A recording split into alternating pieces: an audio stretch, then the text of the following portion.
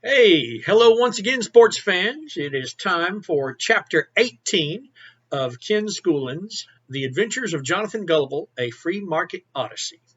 Chapter 18, Uncle Samta.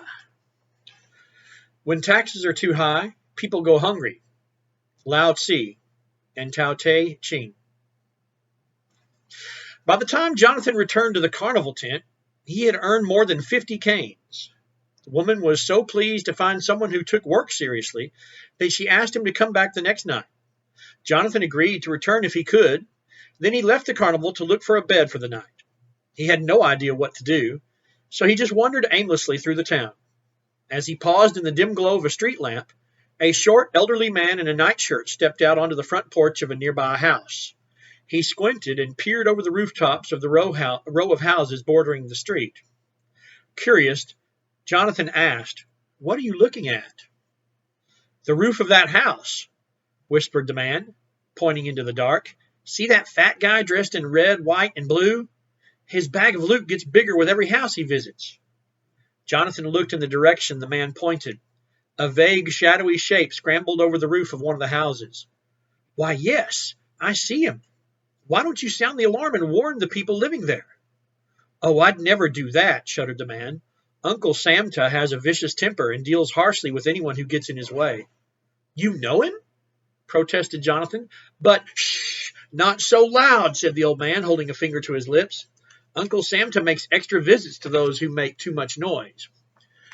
Most people pretend to sleep through his awful night, though it's impossible to ignore such an invasion of privacy." Trying to speak softly, Jonathan leaned close to the man's ear.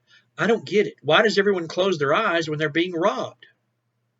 "People keep silent on this particular night in April," the old man explained.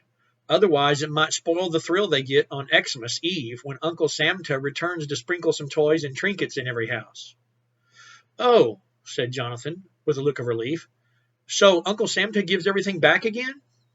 "Hardly. But people like to imagine that he does. I try to stay awake in order to keep track of what he takes and what he returns.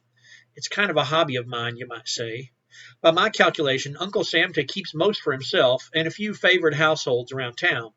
But," said the old man, pounding his palm against a railing in frustration, "Uncle Samta is careful to give everyone a little bit to keep them happy. That makes everyone stay asleep the following April when he comes back again to take what he wants." "I don't understand," said Jonathan. "Why don't people stay awake, report the thief, and keep their own belongings? Then they could buy whatever trinkets they want and give them to whomever they please."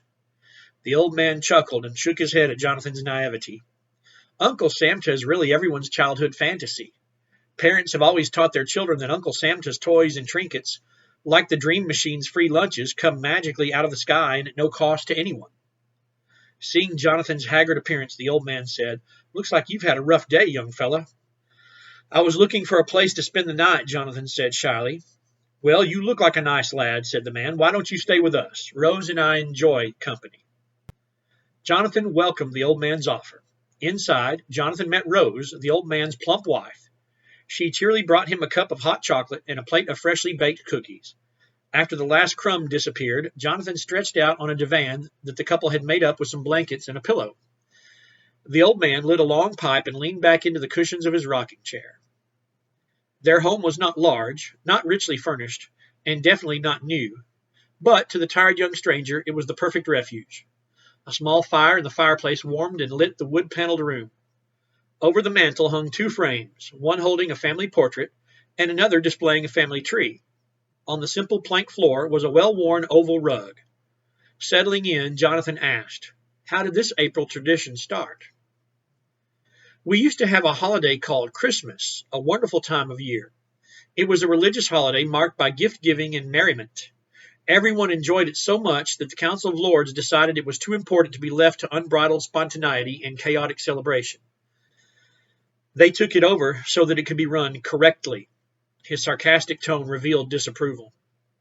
His sarcastic tone revealed disapproval. First, inappropriate religious symbolism had to go.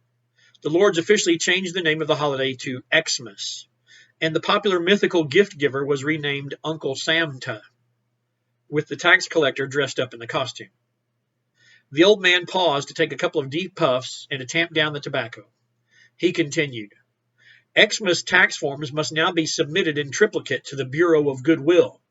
The Bureau of Goodwill determines the generosity required of every taxpayer based on a formula set by the Lords. You've just witnessed the annual collection.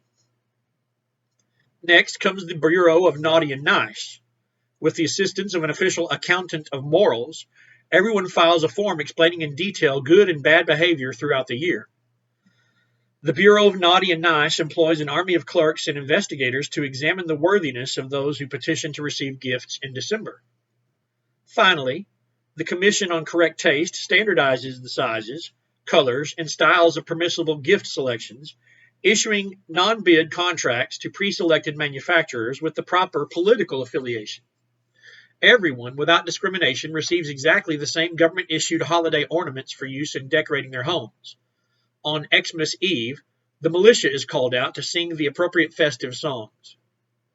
By now, the weary young adventurer had fallen fast asleep.